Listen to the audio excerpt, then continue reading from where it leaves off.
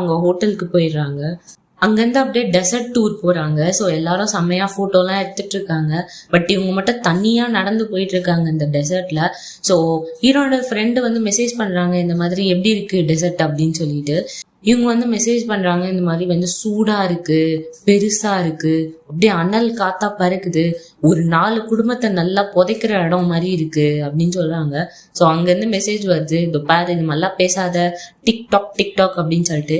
ஹீரோயினும் உடனே வந்து அவங்க வாட்சை வந்து அப்படியே காதுல வச்சுக்கிறாங்க, அந்த சவுண்டை கேட்டுட்டு இருக்காங்க. அப்படியே நடந்து போயிட்டு இருக்கும்போது ஒரு விளக்கு தடுக்கி கீழே விழுந்துடுறாங்க துப்புன்னு.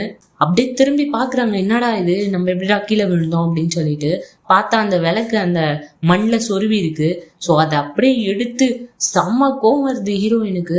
அப்படியே அவங்க அம்மா மூஞ்ச நினைச்சுக்கிட்டு, எப்படி நீ மட்டும் இப்படி இருக்க, என்னை பார்த்து ஒரு இது கூட பண்ணல, எக்ஸ்கியூஸ் கூட கேட்கல, எதுவுமே பேசல, ஒரு பாசமே இல்லை உனக்கு, எப்படி இவ்வளோ இளமையா இருக்கா அப்படின்னு சொல்லிட்டு ஒரு குத்துன்னு குத்துறாங்க அந்த மண்ணிலேயே அந்த விளக்க வச்சு. ஸோ அவங்க அம்மா மூஞ்சிலே படுற மாதிரி இருக்கு எல்லாத்தையும். அந்த கோவத்தெல்லாம் அப்படியே காமிச்சிட்டு அந்த விளக்க தூக்கி போடுறாங்க. தூக்கி போட்டு திருப்பியும் 2 ஸ்டெப்பு நடக்கிறாங்க. பார்த்தா திருப்பியும் அந்த விளக்க தடுக்கி கீழே விழுறாங்க.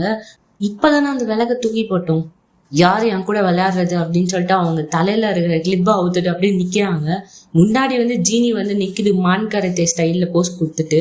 ஹீரோயின் ஃபுல்லா ஸ்கேன் பண்ணிட்டு, வா இவ்வளோ பெரிய முடி உனக்கு, ஆமா யார் நீ அப்படின்னு சொல்லிட்டு கேக்குறாங்க. நீதான் அந்த களிமண்ல, உன்னை நான் கண்டுபிடிச்சிட்டேன். ஸோ டக்குன்னு அப்படியே வந்து ஹீரோயின் பின்னாடி போய் நிக்குது. ஹீரோயின் அப்படியே திரும்பி, இது பாரு நகராதன்னு தானே சொன்னேன், இவ்வளோ நாளும் அந்த விளக்குக்குள்ள உன்னாலதான் அணிஞ்சு கிடந்தேன் களிமண்ணே அப்படின்னு சொல்லுது. ஸோ ஹீரோயின் வந்து பாக்குறாங்க, யாரா இவன் இடியட் மாதிரி பேசிட்டு இருக்கான் அப்படின்னு சொல்லிட்டு. என்னது இடியட்டா, இந்த பேரு என் பேரு எபிலிஸ் அப்படின்னு சொல்லிட்டு முன்னாடி வரும்போது ஜீனியோட முடிய வந்து ஜீனிக்கு தடுக்குது.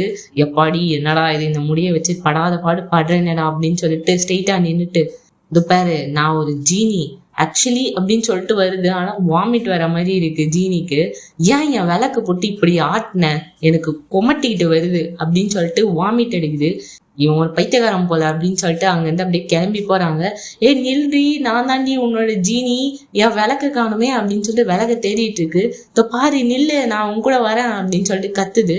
ஆனா ஹீரோயின் அப்படியே விட்டு போயிடுறாங்க.